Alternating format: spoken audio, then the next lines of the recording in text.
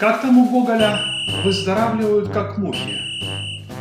Яшчэ один бандыт сыграл в ящик. Сёння стала вядома, што 13 мая раптоўна сканаў Уладзімір Калач, высокі чыноўнік з багатым досведам працы ў спецслужбах. 54 гады. Жыць яшчэ, такі мажны, здаровы, з медалямі ды з пенсіяй, што ў кішэні не змесціцца. І на табе. Шкада, канешне, шкада. Думаю, ён быў годным чалавекам, пакуль не пачаў выконваць злачынныя загады злачынцы Лукашэнкі. Нейкая жудасная хваля ідзе. Нібыта нейкім цудоўным газам іх нішчаць. Лепшае смецце краіны пакідае нас.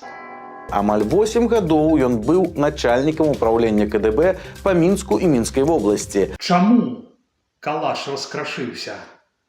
Запіваў сумленне вадзярай ды памёр ад усведамлення глыбіні свайго чалавечага падзення?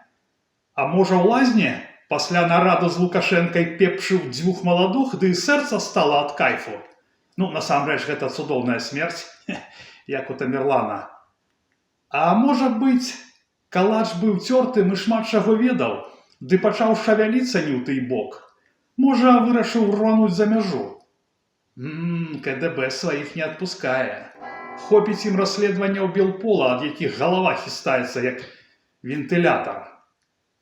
А можа быць, Лукашенка прыбірае тых, хто выконваў яго злачынныя загады? Можа, гэты Калач у натуры палач? Можа, гэта ён паліў людзей у крэматорыі на паўднёвых могілках у Менску ў 20-м годзе? Магчыма, мы дазнаемся, як у 20-м годзе палілі зніклых у моргах крематорий на северном кладбище Ахоу-Ламон. Для чего?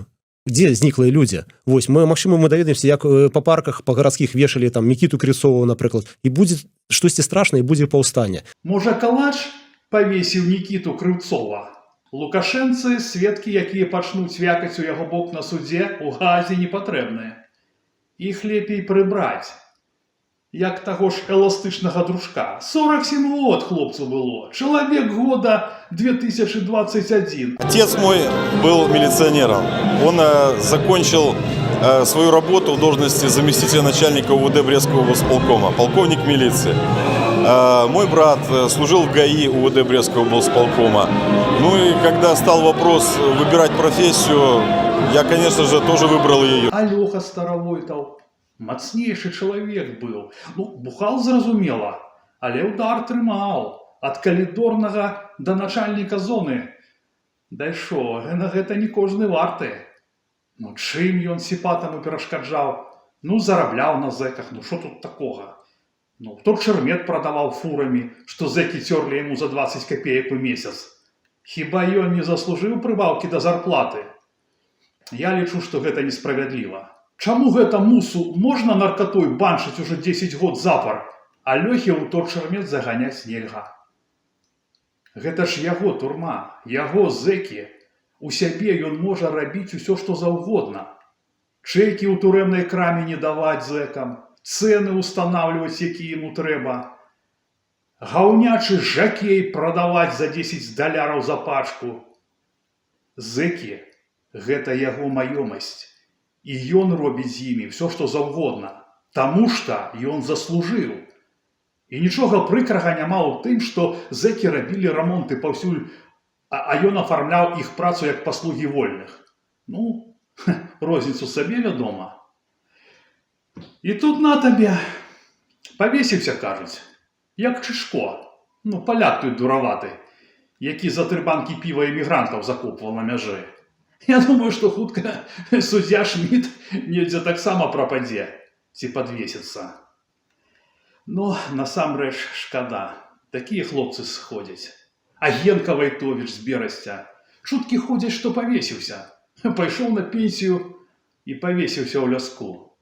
Ну, на пенсію пайшоў, каб павесіцца. Павесілі яго. Ну, так кажуць. Кажуць, што сваі. Але вось я гляжу, зараз как-то ўжо перасталі вешаць. Перасталі. Мусіць, паліў на гэта. Нешта іншае прыдумалі. Можа, ім нейкі навічок Пуцін даў. Незразумела, што ж вы дохнеце, мусара? А як жа ж люстрацыя? Ну, насамрэч, з такімі тэмпамі, думаю, што шмат хто з вас да люстрацыі наўпрост не дажыве. Лука ўжо набыў вам квіткі ў пекла. Бяжыце, мусара. Бяжыце. Ну, я не ведаю, куды вам бяжаць, гаротныя. Пуцін вас взад здасць, у Европу вас не пусцяць. Тут смецця не патрэбна. Я нават не ведаю, што вам параіць, пацаны. А ўсё ж такі цікава. Хто наступны? Хто на новенькага?